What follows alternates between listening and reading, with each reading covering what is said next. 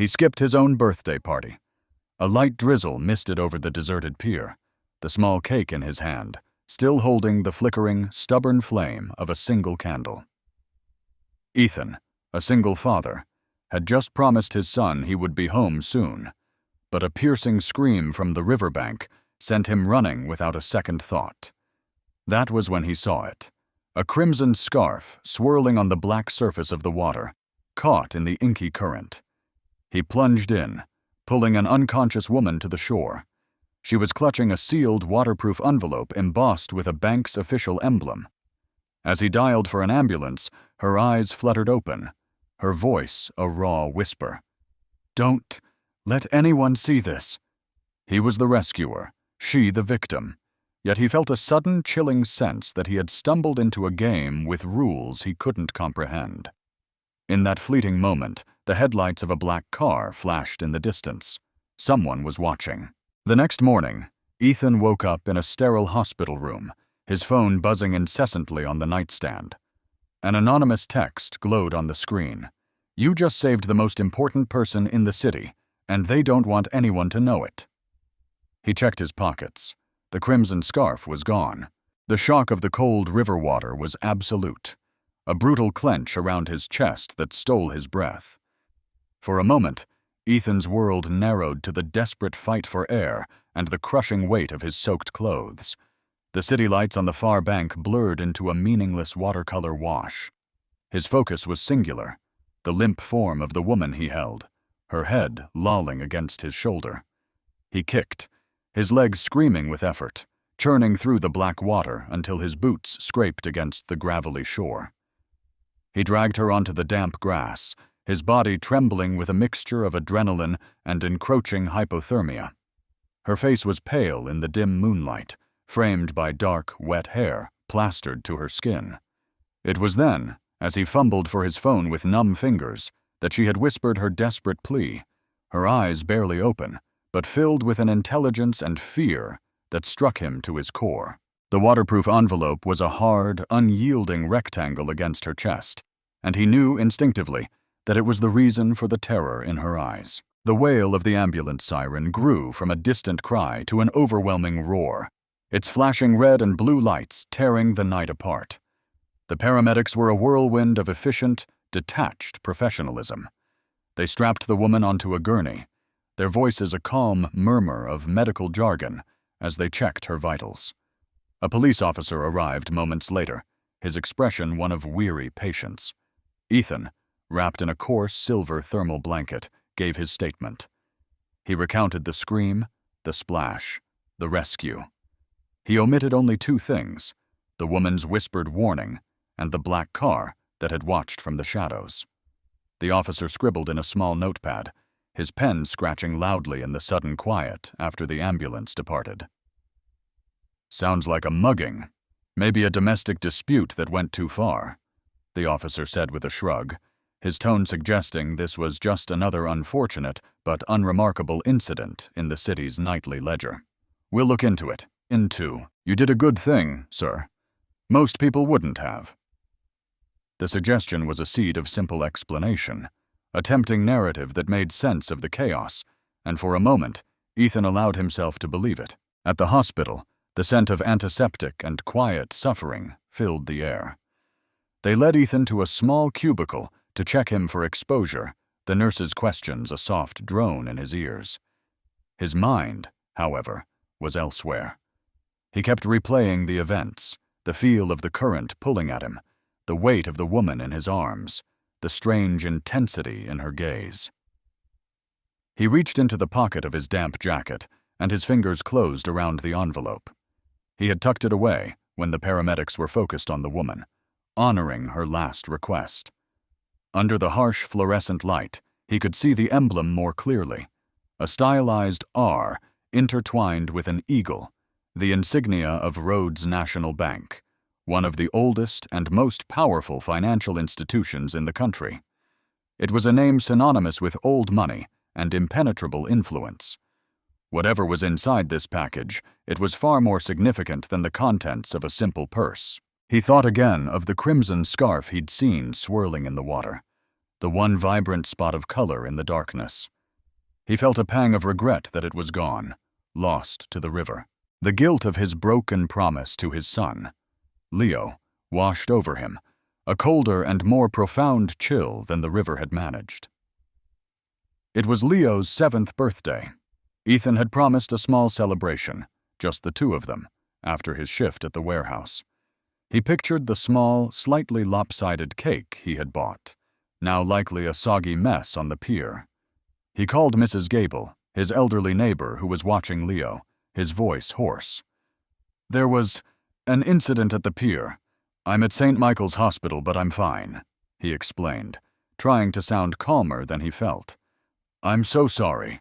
Can you please tell him I love him and that I'll make it up to him first thing in the morning?"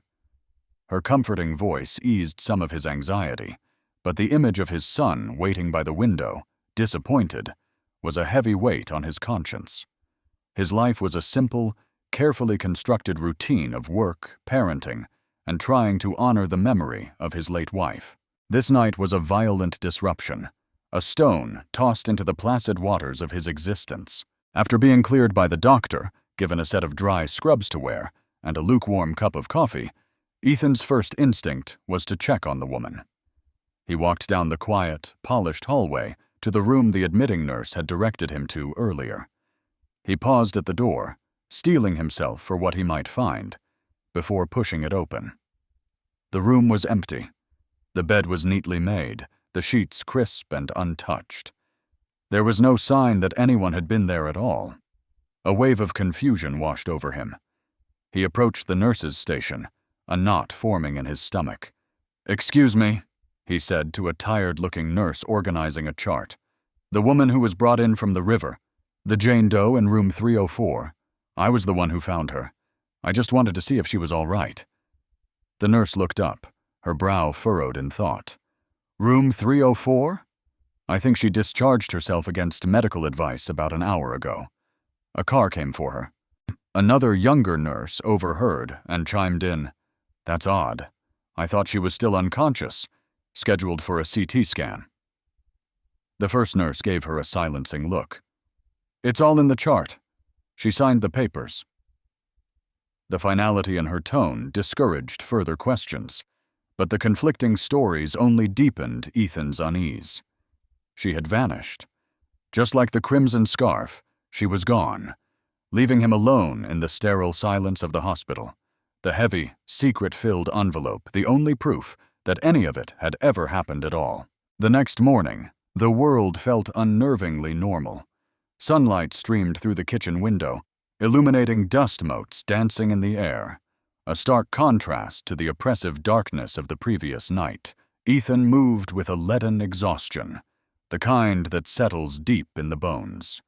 He made pancakes for Leo, the familiar ritual of mixing batter and flipping them on the griddle, a fragile anchor in his swirling thoughts. Leo, sitting at the small wooden table, was quieter than usual. He pushed his fork around a fluffy pancake, his brow furrowed.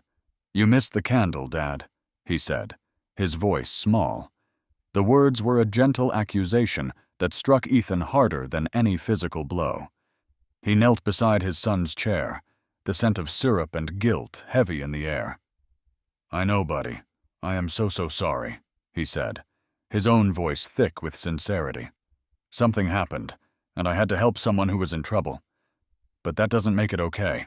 Your birthday is the most important day of the year for me. We'll celebrate today. Anything you want. The museum, the big pizza place, anything." Leo's eyes lit up, the disappointment melting away, and in that moment, Ethan felt a fierce, protective resolve. He had to shield this small, bright world from the shadows he had touched last night. After dropping Leo at school, a promise of a grand birthday dinner sealed with a hug, Ethan's unease returned, the official disinterest at the hospital, the conflicting stories. It all felt wrong. He drove to the local police precinct, the sealed envelope from Rhodes National Bank, a heavy, forbidden weight in his glove compartment. He convinced himself he was just doing his due diligence, closing the loop. The precinct was a drab, bureaucratic space that smelled of stale coffee and disinfectant. The officer at the front desk was not the same one from the pier. This man was older, with a placid, unreadable expression.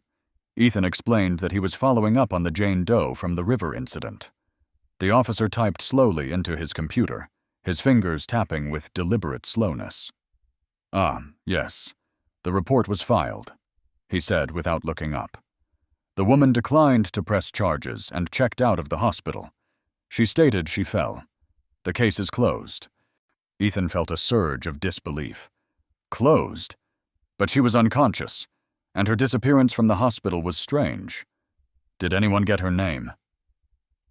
The officer finally looked at him, his eyes devoid of curiosity. "Sir, the woman is an adult. She left on her own free will.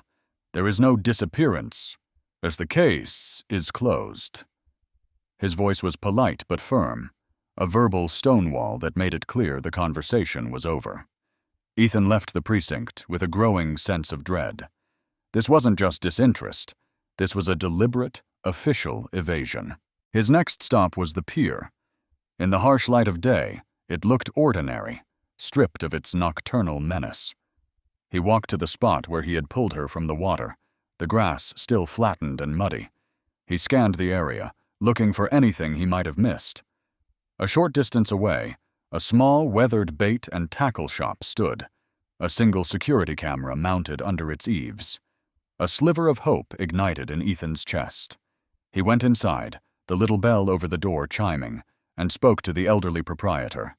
He explained the situation, and the old man, sympathetic, agreed to check the footage. They huddled over a small, dusty monitor in the back room, the screen flickering to life.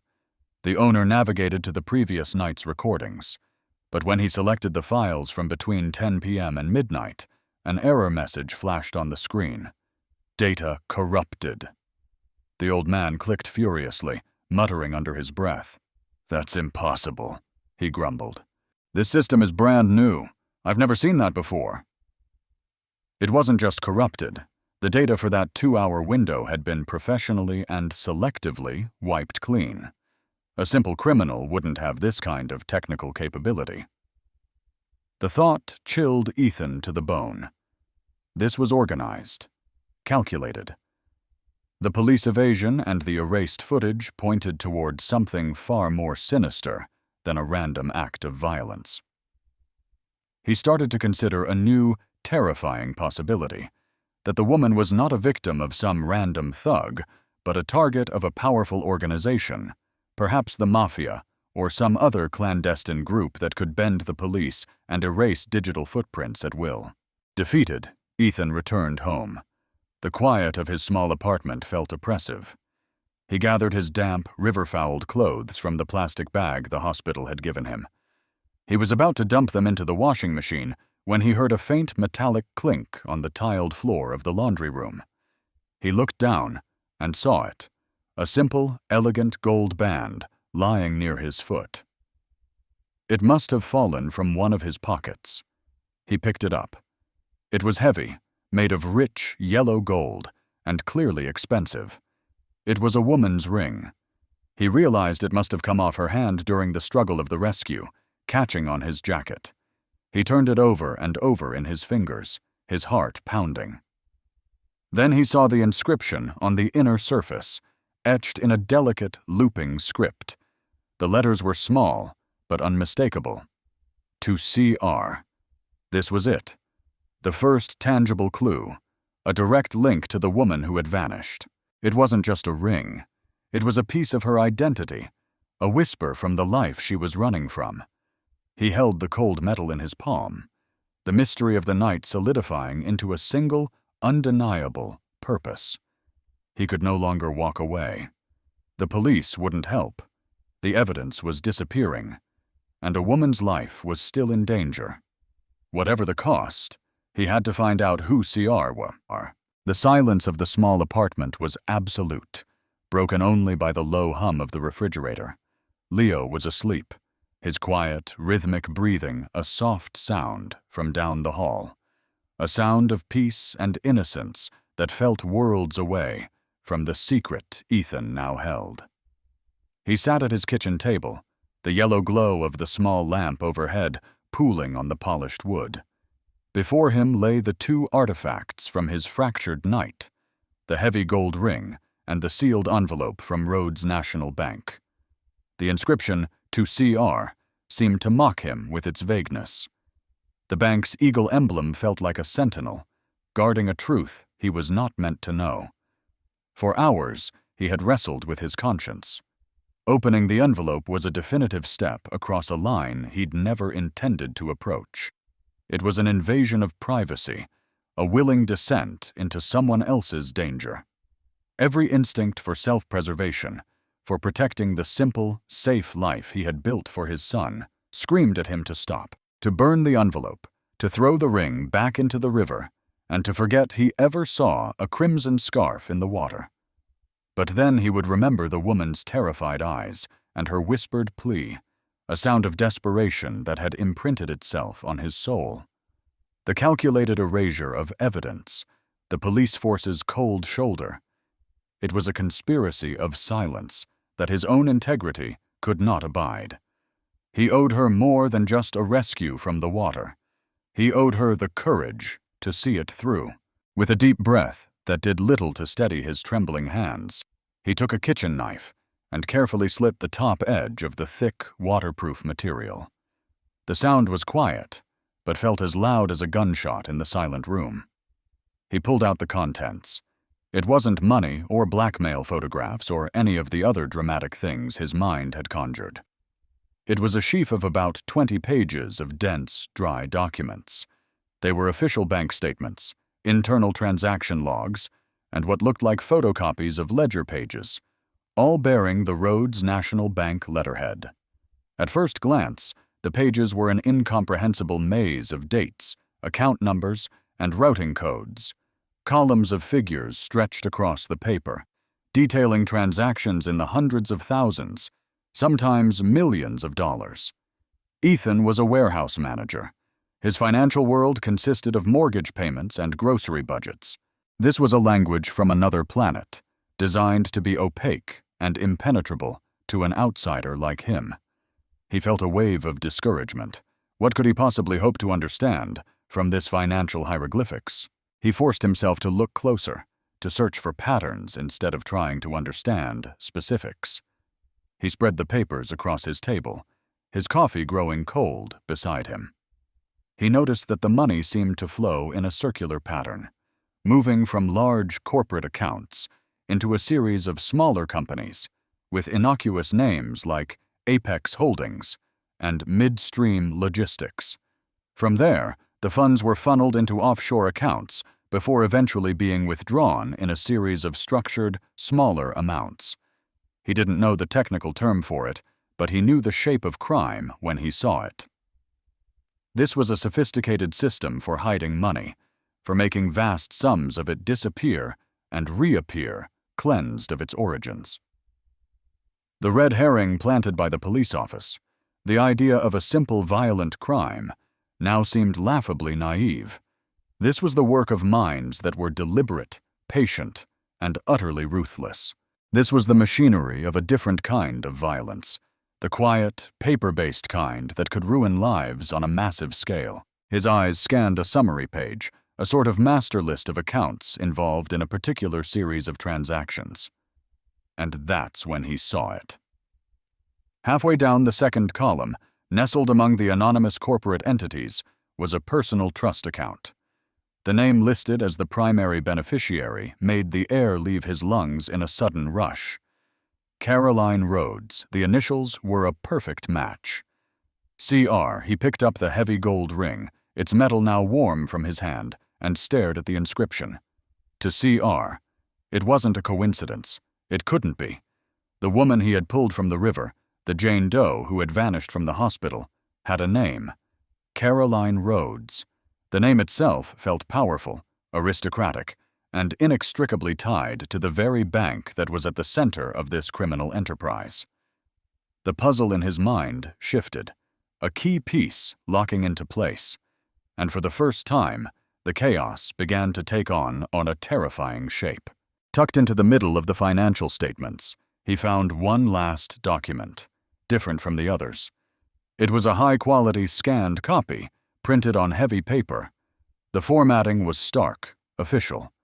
As he read the header, a fresh wave of confusion and fear, colder and deeper than before, washed over him. It was a certified copy of a death certificate issued by the state coroner's office.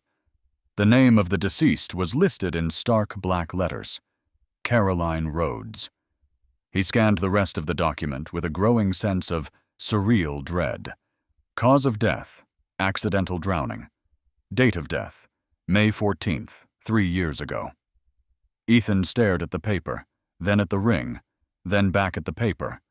It was impossible. He had held this woman in his arms just last night. He had felt her faint breath, heard her voice. How could he have saved a woman who had officially been dead for more than 1,000 days? The discovery solved one mystery, only to create a bigger, more frightening one. Or, the woman in the river was not just a victim or a fugitive. She was a ghost, and he was the only person in the world who knew she was alive. Sleep offered no escape. Ethan's nights were now a restless landscape of dark water, cryptic documents, and the ghostly face of a woman officially dead for 3 years. The weight of his secret was a physical presence, a constant pressure in his chest. He could not go to the police, who had already demonstrated their complicity or incompetence. He was an ordinary man, a warehouse manager, armed with a dead woman's ring and evidence of a crime so vast he could barely comprehend its edges. He knew he was out of his depth, a swimmer caught in a current pulling him out to a cold, dark sea. But in the quiet hours before dawn, while the city slept and Leo's soft breathing filled the apartment, a new feeling began to crystallize alongside the fear, a hard, defiant resolve. He couldn't decipher the financial data on his own, but he knew someone, somewhere, could. He needed an ally, an expert who operated outside the compromised official channels. He needed the person who had tried to expose the Rhodes family before. His laptop became his new investigative tool. Fueled by coffee and a growing sense of urgency, he typed in search terms he never imagined using: Rhodes National Bank investigation, financial crimes, corporate corruption. He waded through a sea of corporate press releases and sanitized business articles until he found a series of older reports, written nearly 4 years ago for a major national newspaper. The articles were meticulously researched, detailing a pattern of suspicious offshore transactions and political donations linked to the bank. They hinted at a massive money laundering operation, but stopped just short of making a direct accusation, citing confidential sources. The author of every one of these explosive pieces was the same: a financial journalist named Arthur Finch. As Ethan dug deeper, he found that Finch's promising career had abruptly stalled shortly after the Rhodes series ran. He'd left the newspaper and seemed to have fallen off the map, his byline relegated to a handful of freelance articles on a niche financial blog. It was the profile of a man who had flown too close to the sun and had his wings singed. He was perfect. Finding Arthur Finch was not easy. He had no public presence, no updated professional profiles. Ethan eventually tracked him down through the archives of a small university where Finch had given a guest lecture on ethics in journalism 2 years prior. A grainy photo showed a man in his late 50s, with tired eyes, a rumpled suit, and a look of weary intelligence. An address was listed in the speaker's bio, not for an office, but for a small independent press on the other side of the city. Ethan drove there that afternoon, the documents and the ring sealed in a new envelope on the passenger seat. The press was a dusty, cluttered space above an old bookstore, smelling of aging paper and ink. He found Finch in a small office, surrounded by precarious stacks of books and manuscripts. The man looked older than his photo, the weariness in his eyes more pronounced. He looked up from his work, his expression a mixture of annoyance and curiosity. "Can I help you?" he asked, his voice gravelly. "My name is Ethan Matthews," Ethan began, his own voice unsteady. "I need to talk to you about Rhodes National Bank." At the mention of the name, a flicker of the old reporter's sharpness returned to Finch's eyes. He gestured to the worn leather chair opposite his desk. "You have 5 minutes." Ethan laid out the story, starting with the rescue at the river and ending with the death certificate. He spoke in a low, even tone, trying to present the impossible facts as rationally as he could. Finch listened without interruption, his face an unreadable mask of journalistic skepticism. When Ethan finished, the old reporter leaned back in his chair, studying him. "It's a fantastic story, Mr. Matthews. A ghost, a secret envelope, a cover-up. It's the kind of thing that gets a person committed, or worse." Ethan met his gaze. "I know how it sounds, but I have proof." He pushed the envelope across the desk. Finch opened it and began to sift through the documents. The change in his demeanor was immediate. The cynicism evaporated, replaced by an electrifying focus. His eyes, once tired, now scanned the pages with practiced speed, his fingers tracing the columns of figures. "My God," he whispered, holding up one of the transaction logs. "This is the other half of the equation. This is what I was missing. I could never prove where the money was going. But this lays it all out." He looked up at Ethan, his expression transformed. "You have no idea what you're holding here." "I have a name," Ethan said, pushing the gold ring across the desk. "The woman I saved. I think her name is Caroline Rhodes." Finch froze, the papers in his hand forgotten. He stared at Ethan as if he were the ghost. "Caroline," he said, his voice barely a whisper. "That's not possible. Caroline Rhodes is dead." He then recounted the story Ethan had been missing. Caroline was the brilliant, idealistic daughter of the bank's chairman, an insider who was disgusted by the corruption she had uncovered within her own family's empire. She had been Finch's secret source, the engine behind his investigation. She was methodical, brave, and on the verge of exposing the entire scheme when her boat supposedly capsized during a storm. "I never believed it was an accident," Finch said, his voice laced with old anger and grief. "They silenced her. They got away with it." He picked up the documents again, his hands shaking slightly. His eyes landed on a detail Ethan had overlooked, a tiny, almost imperceptible stamp next to a key transfer authorization. It was a small, elegant drawing of a red butterfly. "The Scarlet Chain," Finch breathed, tapping the symbol. "It was her call sign, her little rebellion. She and a few other insiders who wanted to expose the rot. They used this symbol in their internal communications. It was their mark of truth." A sudden, stunning realization hit Ethan, connecting the first moment of the rescue to the vast conspiracy now laid bare on the desk. "The scarf," Ethan said, his voice filled with awe. "When I found her, there was a crimson scarf in the water. That's what I saw first." Finch looked at him, a profound understanding dawning on his face. "It wasn't just a scarf, Ethan. It was a signal, a distress call. She was activating the chain. She was telling someone, anyone in her network who might see it, that she was alive, and that the mission was still on." The pieces of the puzzle slammed together, revealing a picture far grander and more dangerous than Ethan could have ever imagined. He hadn't just saved a woman. He had intercepted a message in a secret war, and in doing so, had just become its newest soldier. The dusty office, which moments before had felt like a forgotten archive, was now the epicenter of a conspiracy. The air was thin, charged with 3 years of dormant secrets and the sudden, volatile energy of revelation.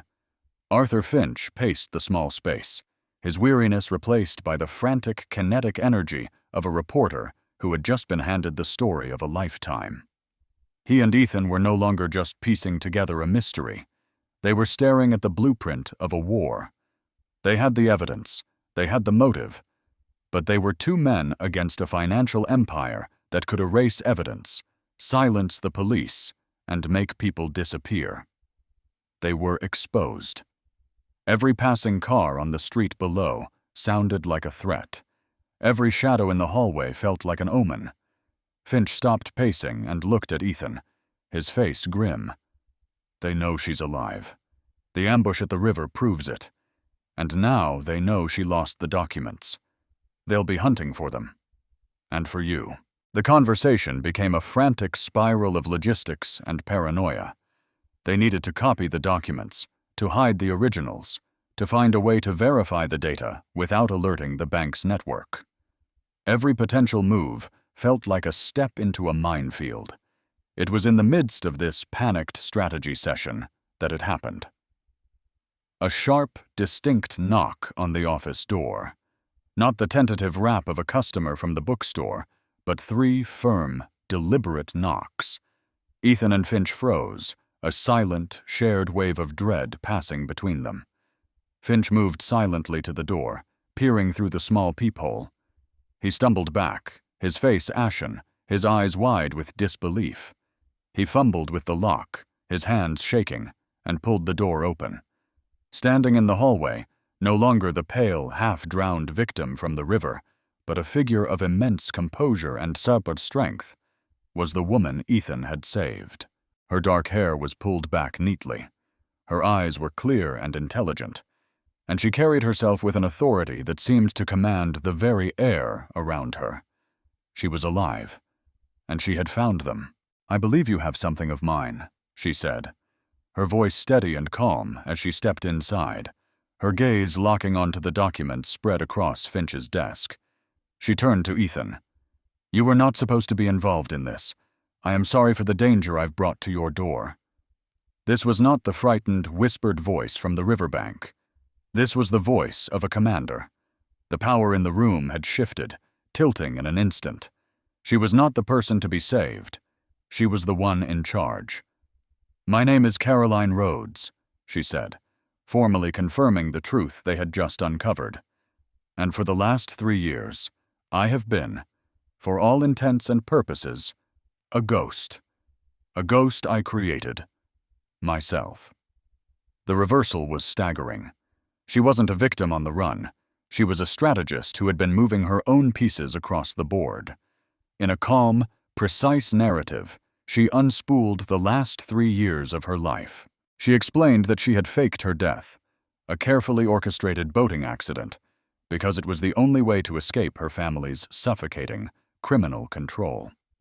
They had discovered her role as Finch's source and were days, perhaps hours, away from silencing her permanently. Her death had bought her freedom and time. Living under an assumed name, using a hidden network of allies within the bank, the Scarlet Chain, she had continued her work. She hadn't just been hiding, she had been hunting. The documents she carried that night were the final, crucial piece of evidence, a ledger that directly tied the bank's money laundering scheme to a powerful senator, the key political puppet that allowed the Rhodes Empire to operate with impunity. "The ambush at the river was not planned," she explained, her voice tight with anger. "A leak in my network. They were trying to eliminate me for good this time. I jumped to save the evidence, and myself." She then looked directly at Ethan, her expression softening slightly. "I have been watching you since that night. I saw you go to the police. I saw you investigate the security footage. I saw you find Arthur. Most people would have walked away. They would have been scared. You were not. You were principled. That makes you the one thing my family can never account for. A truly good person. I need you, Ethan. This isn't just my fight anymore." She needed him not as a savior, but as an anchor of credibility. When the story broke, the world would see a corrupt dynasty exposed by an ordinary man who simply refused to look away. Ethan, still reeling from the revelation, reached into his pocket and pulled out the gold ring. He held it out to her. "I think this is yours." For the first time, a flicker of unguarded emotion crossed Caroline's face. She took the ring, her fingers closing around it. "This was my grandmother's," she said softly. "It represents a legacy to a once cherished." She looked at the inscription. "To CR, a relic from a life that no longer existed. The Rhodes family believes they are untouchable, a dynasty above the law. This ring was a symbol of that power.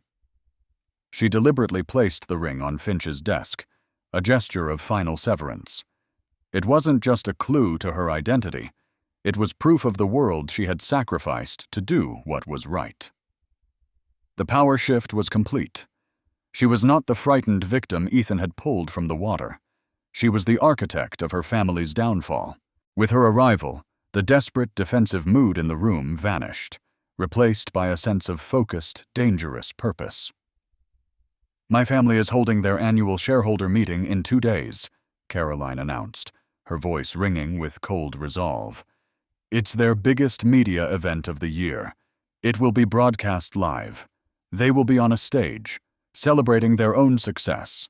And that is where we will expose them."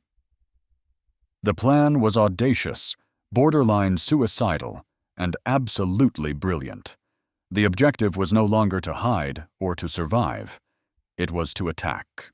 The 2 days leading up to the shareholder meeting were a blur of sleepless, caffeine-fueled intensity. Arthur Finch's dusty office transformed into a strategic command center, the air thick with the scent of old paper and the electric hum of new purpose. Maps of the conference center were spread across desks. Timelines were drawn on a whiteboard, and the quiet click of keyboards was a constant rhythm. Caroline was the operation's calm, focused core, directing their efforts with a precision that betrayed the years she had spent planning this moment. Finch, revitalized, worked his old phone contacts, planting seeds of curiosity with trusted journalists, telling them to watch the Rhodes National Bank broadcast closely for an unscheduled announcement. Ethan's role was the most daunting. He was to be the public face, the storyteller. He rehearsed his short, simple speech until the words were etched into his memory, his own narrative honed into a weapon of truth. The contents of the envelope, once a source of terrifying mystery, were now digitized, encrypted, and ready. They had transformed the dense financial data into a series of simple, devastating graphics that even a layman could understand. Arrows showing illicit money flowing from the bank to shell corporations, and finally into the campaign funds of a sitting senator. The envelope secrets were finally ready for the light. The morning of the meeting, the city felt like a stage. They moved with a quiet, synchronized purpose, a team of 3 against an empire. Finch, using press credentials he had secured through a former colleague, would enter with the media horde. Ethan, dressed in a borrowed suit that felt stiff and unnatural, would accompany him as a photographer's assistant. Caroline's infiltration was more audacious. Using an old ID and her intimate knowledge of the building's layout, she would slip in through a service entrance, aided by a single, trusted ally from the Scarlet chain who worked in the venue's tech support department. The tension of passing through the layers of security was immense. The grand ballroom was an obscene display of wealth and power, a cavernous space with crystal chandeliers and plush carpeting. Men and women in expensive suits networked with practiced ease, their laughter echoing as they sipped champagne, completely oblivious to the reckoning that was about to unfold. Ethan felt a profound sense of otherness, an intruder in a world that was built on the very secrets he was about to expose. On stage, a massive screen displayed the gleaming, eagle-crested logo of Rhodes National Bank. In the front row sat Senator Thompson, the politician whose career had been bankrolled by the Rhodes family, his face a mask of smug confidence. The bank's chairman, Caroline's uncle, a man with a cold, predatory smile, stepped up to the podium. His voice boomed through the ballroom, a symphony of corporate self-congratulation. He spoke of record-breaking profits, unwavering stability, and a deep commitment to ethical governance. Each lie was a fresh log on the fire of Ethan's resolve. From a small control booth overlooking the ballroom, Caroline watched her uncle on a monitor, her expression unreadable. Her inside contact gave her a subtle nod. They were in control of the presentation feed. She keyed in a command on her laptop, her fingers moving with unshakable certainty. She gave a one-word command into a small radio. Now. On the stage, the chairman clicked his remote to move to the next slide. But instead of a chart of projected earnings, the massive screen behind him flickered, and the Rhodes logo was replaced by a scanned copy of a single bank ledger. A gasp rippled through the audience. Arrows and highlights appeared, tracing a multi-million-dollar transfer into a shell corporation. The next slide showed the money moving again, and the next, until the final image appeared, a direct payment from that corporation into Senator Thompson's re-election campaign fund. The chairman froze, his face contorting in a mask of confusion and then dawning horror. The room erupted into a cacophony of frantic murmuring. Before security could react, Ethan moved. He stepped up to the press section's microphone, his heart hammering against his ribs. "My name is Ethan Matthews," he said, his voice, amplified by the speakers, cutting through the chaos. "I'm a single father from this city, and 10 days ago, on my son's birthday, I pulled a woman out of the river who this bank and this family wanted the world to believe was dead." A wave of camera flashes blinded him as every journalist in the room turned their attention to him. He told his story: the rescue, the envelope, the police cover-up, the erased footage. He spoke not in the language of finance, but of human decency, of a promise he made to a dying woman. As he spoke, the screens above continued to cycle through the evidence, each slide another nail in the coffin of the Rhodes Empire. The chairman was shouting at his security detail, his face purple with rage. Senator Thompson was attempting to flee the ballroom, only to be surrounded by a wall of reporters. At that moment, the main doors of the ballroom burst open, but it wasn't hotel security. It was a team of federal agents, their movements calm and methodical. Finch's anonymous evidence-backed tip to the FBI's Public Corruption Unit had been heeded. The agents moved through the stunned crowd, their targets already identified. They flanked the senator, and 2 more agents ascended the stage, quietly and efficiently taking the chairman into custody. Caroline, watching from the booth, pointed out 2 men in dark suits near an exit, the enforcers who had ambushed her at the river. A separate team of agents intercepted and apprehended them before they could escape. The public exposure was total, the climax of justice swift and undeniable. The ballroom was a scene of beautiful, righteous chaos as a dynasty, long thought untouchable, crumbled live on air for the entire world to see. 1 year later, the drizzle falling outside the apartment window was not a source of lonely melancholy, but a soft, gentle rhythm accompanying the warmth within. The air smelled not of river water and fear, but of chocolate cake and melting wax. This time, Ethan was not on a deserted pier. He was in his living room, surrounded by the cheerful chaos of an 8-year-old's birthday party. Leo, his face beaming, was surrounded by a small group of friends. The past year had been a whirlwind of headlines, trials, and testimonies. The Rhodes financial empire had been dismantled, its corrupt executives, including Caroline's uncle, receiving long prison sentences. Senator Thompson had resigned in disgrace. The story of the river rescue whistleblower, as the media had dubbed Ethan, had become a quiet legend in the city, a testament to the power of a single, decent man. Yet for Ethan, the greatest change was not the brief, unwanted fame, but the profound sense of peace that had settled in his life, a quiet rightness that had been absent for too long. The doorbell rang, and Ethan opened it to a guest he was now honored to call his friend. Caroline Rhodes stood there, a warm smile on her face. She was no longer the haunted ghost or the focused general he had come to know, but a woman at peace with her past and her purpose. After the trials, she had channeled the remainder of her family's legitimate assets into philanthropy.